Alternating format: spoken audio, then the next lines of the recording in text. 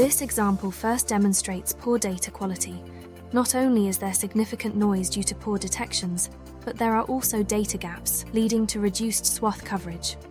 Ultimately, this results in extensive manual cleaning, tighter line spacing, and repeated survey runs. In all cases, users spend more time on their surveys to get it right.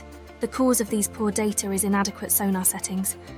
This often occurs with inexperienced users or users that are unable to continuously monitor sonar settings, or in uncrewed operations where uninterrupted focus on sonar settings is challenging. Once the user enables the SeaBat T-Series tracker option, the settings are automatically adjusted within a few pings, allowing clean data to be recorded at the maximum possible swath width. Teledyne Marine. Everywhere you look.